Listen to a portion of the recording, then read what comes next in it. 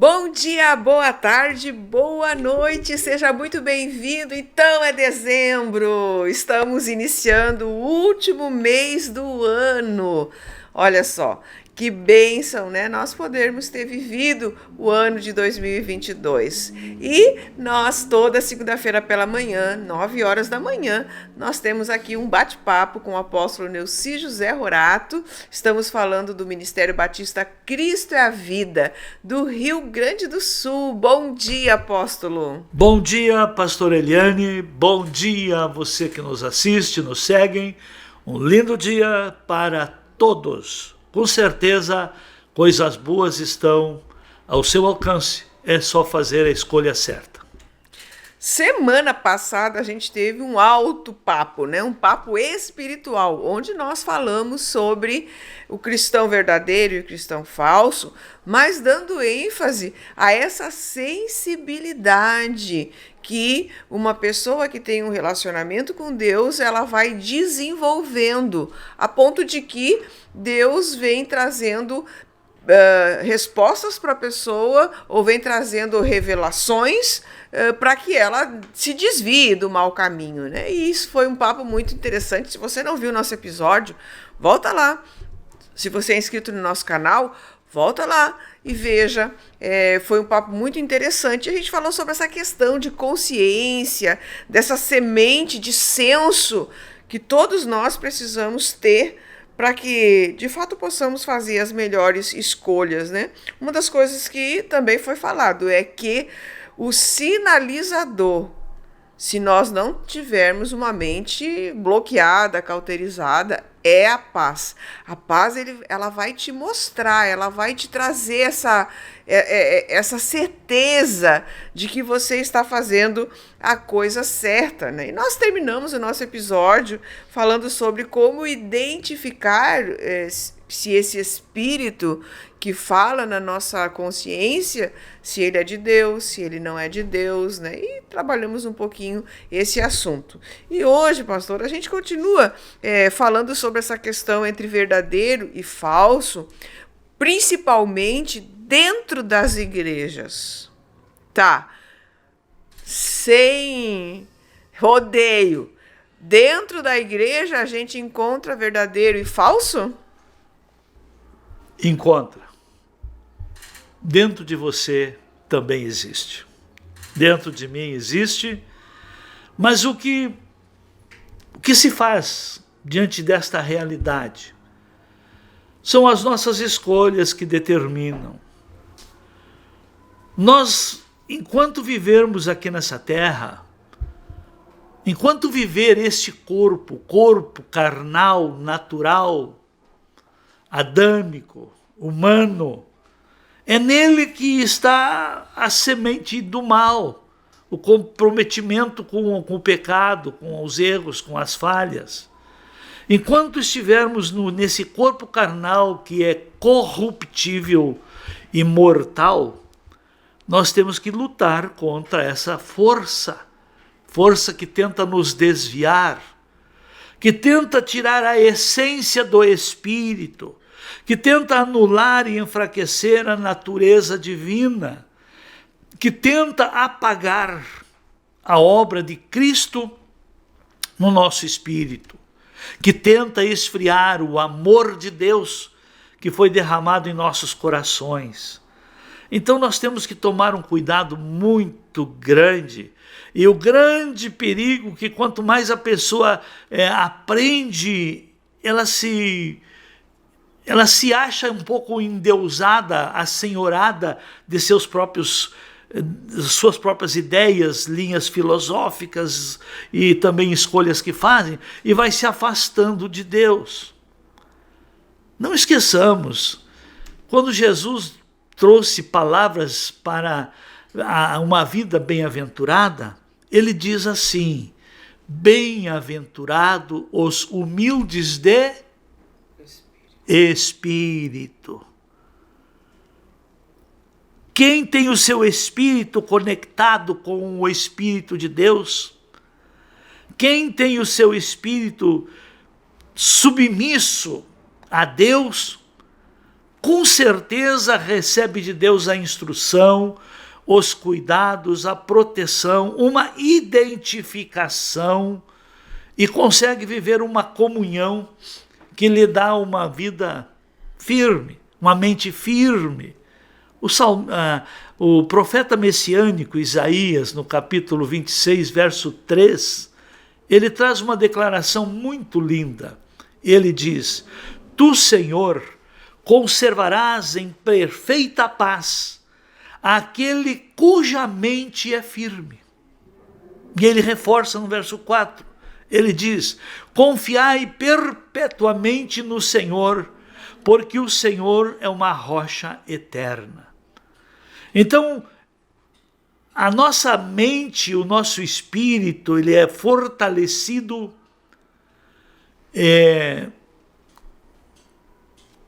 por algo que é mais forte que a gente. Por exemplo, a mente de uma pessoa que tem relacionamento com Deus é uma mente firme que não é influenciada pelo mundo. Mas uma mente de uma pessoa que não tem um bom relacionamento com Deus, ela é influenciada pelo mundo ou por pessoas. Ela, em vez de ela influenciar, ela é influenciada. E quando a pessoa se deixa influenciar, ela está fugindo do propósito da vida. Quando Deus criou o ser humano, Deus disse: façamos, e aí depois disse: que domine. Então aquilo que o ser humano não domina, ele é dominado. Se você não domina sua vontade carnal, o seu instinto carnal pecaminoso, se você não domina desejos que você, avaliando de sã, nem vou dizer consciência, de sã inteligência. Tá? Vamos pegar um grau mais baixo um pouco. De sã inteligência, se você avaliar os desejos, você vai ver que não tem razão, não tem fundamento, não tem proveito, não tem futuro e não traz bons resultados. Então, nós vivemos uma época, e eu digo como experiência também minha, quando o Senhor me chamou para ser pastor, Ele me deixou bem claro que eu ia viver tempos em que estaria diante de duas igrejas. A igreja verdadeira, que pratica a palavra, que quer o governo de Deus sobre si, e a igreja chamada religião ou religiosa. E nós vemos hoje no comportamento das pessoas: o fulano vive como filho de Deus, como filho obediente a Deus. O fulano é um religioso. Pois olha, a falsa religiosidade é tão danina que é ela que criou e está criando o socialismo. Socialismo não é justiça. Justiça é cada um colher do que semeia. É cada um comer do resultado do que suas mãos produzem. Socialismo é querer comer do que os outros produziram. E nós precisamos do conhecimento da palavra para não estarmos embarcando em barcas furadas, que logo ali vai tudo a pique. Socialismo só funciona enquanto houver riqueza de quem produz a riqueza. Mas a hora que as pessoas que produzem riqueza estão vendo que elas são as que trabalham e os outros são os que apenas desfrutam, também não vai querer trabalhar para os outros. Não vai. E aí como é que fica? Então, nasce da falsa religiosidade os desvios da verdade. Nasce da falsa religiosidade as hipocrisias, as invejas, as obras da carne, as competições, os ciúmes. Nasce da falsa religiosidade o querer ter o que os outros têm. Mas poucos se interessam em ser o que os outros são. Eu aprendi, Não adianta desejar ter, não. Primeiro eu tenho que aprender a ser. Porque é o que nós somos é que produz como fruto verdadeiro do que somos. E são os frutos que falam por nós, e são os frutos que nos justificam, e são os frutos que nos alimentam. Mas, pensando sobre isso, é fácil esse desvio do caminho do entendimento quando vamos falar, porque a gente está falando de pessoas que estão dentro de uma igreja, né, pastor? Não vamos falar dos que estão fora, vamos falar dos que estão dentro. É fácil se desviar desse caminho por conta do ter. Exato. Né? Por conta do ter. A maioria das pessoas, quando elas se desviam da igreja, do evangelho de Jesus, é porque substituíram aquele interesse por outros interesses. Ou as pessoas, às vezes, e isso é uma coisa interessante a gente falar, pastor, a gente acha assim, ó, quando a pessoa se desvia, ela vai sair da igreja. Nem sempre. Não. Às vezes ela se desvia, permanece na igreja e ela se acostuma com o caminho do desvio e todo mundo olha para ela e diz, olha que irmão abençoado. Não, ele está ali, mas ele não está ali, né? E isso não só como membro da igreja. O cara pode ser um músico, pode ser tá no louvor, no altar, e ele está desviado, né? Então, queria ver com o senhor, existe algum aferidor para que a gente possa, de fato, fazer esse parâmetro interno? Existe alguma coisa que a gente possa aferir para saber se a gente tem esse espírito de religião dentro de nós? A palavra de Deus é lâmpada para os pés e luz para os caminhos. A palavra de Deus, ela é viva, ela é eficaz, ela é poderosa. Ela é apta para discernir pensamentos e intenções do coração. A palavra de Deus, ela é poderosa para separar alma do espírito. E hoje está muito misturado. Muitos falam de obras do espírito e não é nada do espírito. São poderes latentes de alma. A alma e o espírito são tão juntos que só a palavra que discerne. E só o fruto é que comprova o que é espírito e o que é alma. Tem um texto lá de Provérbios 21, verso 16, que diz assim: o homem que se desvia do caminho do entendimento, na congregação dos mortos repousará. Então, quando a pessoa perde o entendimento de princípios, de valores, de verdades, ela morre espiritualmente. Como é que é a morte espiritual? A pessoa perde a comunhão com Deus, não tem mais aquela sensibilidade, não tem a direção do Espírito na sua vida. Tem outro texto que me chama muito a atenção, que também fala em Provérbios capítulo 24, versículo 3, que o sábio Salomão diz assim: com a sabedoria se edifica a casa, e com a inteligência ela se firma, e pelo conhecimento se encherão as câmeras de toda sorte de bens preciosos e deleitáveis.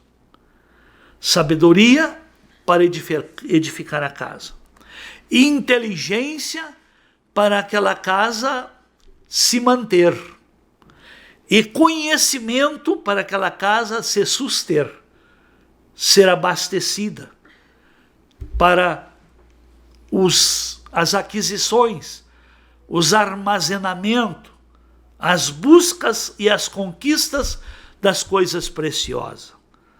Então, nós não podemos fugir do conhecimento.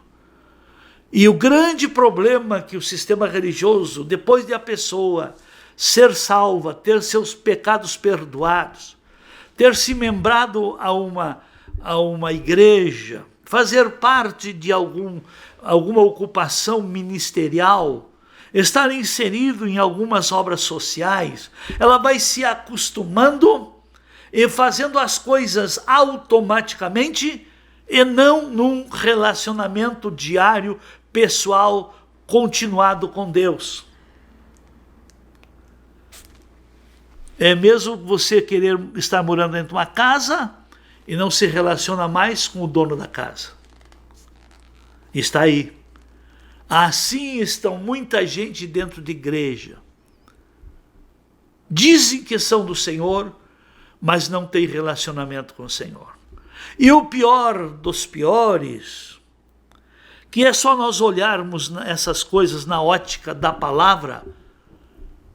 Ainda tem um texto que fala em Efésios 2:5, que quando fomos ressuscitados com Cristo, nós fomos assentados nas regiões celestes em Cristo, com Cristo. Isso significa, depois da pessoa ter sido ressuscitado e estar vivendo em comunhão com Deus, ela aprende a ver as coisas da ótica de Deus. E quem não tem relacionamento com Deus, não mais vê as coisas na ótica de Deus. Vê as coisas na sua ótica ou dentro de seus conceitos, de seus desejos, de seus interesses. Mas quem está em comunhão com Deus, vê as coisas, vê a justiça de Deus como justiça de Deus. E tem muitas justiças, isso foi construída, lembro-me que uns 9, 10 anos atrás, teve um seriado aí de café filosófico, e eu lembro-me que eu assisti falando sobre justiça, e colocaram uma dúvida na cabeça de todos, que fizeram a pergunta, afinal, o que é justiça? Cada um tem a sua. Mas eu pergunto, justiça ela continua na sua essência, que ela é a justa retribuição. E agora vamos ver a justiça de quem serve a Deus e a justiça de quem não serve a Deus. A justiça de quem serve a Deus, ele é abençoado. E a justiça de quem está dentro da igreja e não serve, em algum lugar, alguma carência vai aparecer. A ausência de resultados estarão aparecendo. Insatisfações, falta de paz. As coisas não se tornam bem sucedidas, não. Por isso eu quero trazer alguns conceitos aqui de quem está dentro da igreja, mas que não está debaixo do governo de Deus. Estando dentro da igreja, sem o governo de Deus, ela se transformou numa religiosa. E vamos ver como é que o religioso, como é que está a situação do religioso. Primeiro, ele não consegue ver as causas de seus problemas. Vive com problema, mas nunca descobre a causa. E os problemas se repetem. Eu quero dizer uma coisa interessante. Errar, todos nós erramos. Mas tem um conceito da mula do mundo que diz assim, que errar é humano, mas repetir os erros é? Pois é. Então o religioso repete os mesmos erros. Por que repete os mesmos erros? Não consegue descobrir a causa dos seus problemas. Segunda, como é que se diz, perfil de um religioso, e você pode usar para se avaliar. Quando você olha para o seu próximo, uma pessoa, um ser humano, que é o nosso próximo, o que lhe chama atenção primeiramente? A beleza ou a feiura? As virtudes ou os defeitos? Se os seus olhos estão puxando só para o lado negativo, nem sequer conversou com a pessoa, mas julgou a pessoa pelo exterior.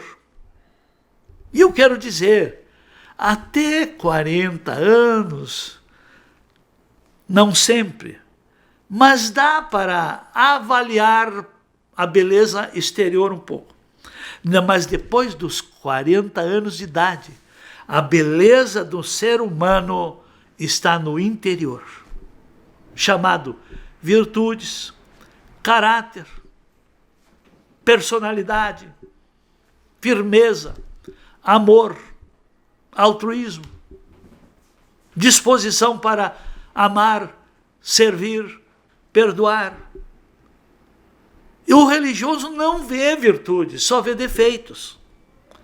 E o terceiro ponto de uma pessoa que é apenas religiosa, diante dos desafios que a vida se apresenta ou nos apresenta, as pessoas só veem dificuldades e não conseguem ver soluções.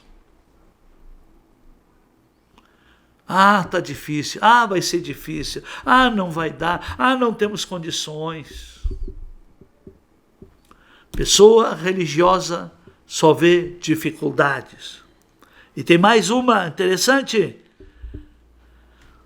Pessoa religiosa gosta muito de mostrar os erros dos outros. Mostrar os erros do seu próximo é falta de amor. Porque o amor cobre multidões de defeitos e pecados. E o quinto ponto de um religioso, porque os erros deles vai começar a aparecer, e se alguém lhe mostra a sua deficiência, ele se defende acusando os outros. Ele nunca é o mais errado. Quando alguém lhe mostra que alguma coisa não está certa, ele mostra a ficha toda do outro. Isso é falsa religiosidade. Isso é viver uma vida de engano. Isso é cultura farisaica. Exatamente isso. E o sexto ponto de uma pessoa religiosa, ela vive se queixando, ela se faz de coitadinha, ela se joga às vezes num comportamento de autopiedade, mas uma autopiedade para si. Ninguém tem pena de mim, ninguém se interessa por mim, eu faz tanto tempo que não vou na igreja, ninguém foi me visitar. Bom, eu acho que esse ponto é um ponto bem importante, porque as coisas que a gente mais ouve de uma pessoa quando ela se afasta e retorna, ou alguém fala com essa pessoa, é sempre a mesma coisa. Eu saí de lá e ninguém viu, ninguém nem percebeu, ninguém visitou, o pastor não me ligou. Que situação! E como o falso religioso, ele gosta de ser Paparicado. Estrelinha. Paparicado. Mas aí entra naquela questão, né, pastor, de que mostra exatamente o nível espiritual que a pessoa está, porque quem é que precisa de ajuda? Quem é que quer ser paparicado? Quem quer ser visto? Quem quer ser lembrado? É a criança, né? A criança, ela tem essa necessidade. Então mostra o nível espiritual que a pessoa está. Ela não está bem. Então, quem está bem se envolve com o bem, atrai o bem, é solução. Mas quem não está bem, não se dedica em fazer algo para melhorar. E aí as coisas, o mal procura quem está mal. É por aí. Vão se encontrando, vão se identificando. E isso é muito comum hoje dentro de igreja. E o oitavo ponto, isso aqui é interessante. Todos nós, quando nos encontramos com Cristo, fomos libertos dos legados familiares hereditários, dos espíritos que atuaram nos nossos bisavós, nos nossos avós, nos nossos pais, e que estavam atuando em nós. Mas se a pessoa foi liberta, mas se ela não buscar o crescimento, se ela se desvia do caminho do entendimento, aqueles espíritos que atuaram lá nos seus ancestrais, Eles só estão esperando uma oportunidade para voltar a atuar agora dentro de você, dentro da sua casa, dentro da gestão da sua vida. Então a falsa religiosidade ou viver de aparência dentro de uma igreja é perigo. É perigo. Porque o diabo visita as igrejas para ver quem ali está desocupado. Porque o mundo já é dele. Não pense que o diabo esteja lá tentando lá os que já são dele. Não. Ele vai tentar e vai tentar resgatar de volta para ele aqueles que foram dele e Jesus tirou dele. E Jesus libertou. É isso que acontece. E aí quando a pessoa está com a porta aberta para esses espíritos familiares, aí ela começa a agir, ter o comportamento de seus ancestrais, ou ter aquele tipo de enfermidade, ou ter aqueles tipos de vícios, ter aqueles tipos de comportamentos. Então ele traz de volta a bagagem hereditária. E o 10º ponto? O 10º ponto são poucos que conseguem enfrentar e discernir, desmascarar, que o espírito da religiosidade agarra-se firme naquilo que Deus fez, enquanto resistem e não querem ver, não querem saber do que Deus está fazendo. Tem pessoas desviadas da igreja que se estribam. Eu me converti lá na década de 60, 70, 80. Eu fui batizado com o Espírito Santo, eu fui curado, eu fui abençoado, eu fui livre da morte. Então os resultados da vida espiritual estão lá no passado. Enquanto que cristão que está debaixo do governo de Deus, a bênção é fresquinha, o pão que come é novinho. Eu acho que a gente pausa aqui, pastor, porque eu acho que isso aí tem mais assunto pela frente, né? Pausamos aqui, estamos falando sobre esses aferidores, né? Para que a gente possa ver a que nível que nós estamos. Eu acho, assim, o senhor vai dar o encerramento, né? Mas eu acho que todo mundo tem um pouco, né, pastor, disso, né? Mas, enfim, no próximo episódio, então, a gente continua esse assunto, porque é um assunto sério. Para a igreja de Sardes, João escreveu, né? Tem fama de que está vivo, mas está morto. Parece que está vivo, parece que adora a Deus, parece que está se relacionando, mas na verdade o interior é como o senhor falou ali, né? Sobre aquele versículo de Provérbios, no final do caminho desviado é a morte, né? É uma morte espiritual, é uma morte e às vezes até física, né? Mas então, falamos sobre isso no próximo episódio. O apóstolo Última fala sobre isso para a gente encerrar. Bom, você viu, ouviu, e está aí os dois modelos. Andar debaixo do governo de Deus ou ser um religioso. Cuidado, foram os religiosos que crucificaram a Cristo.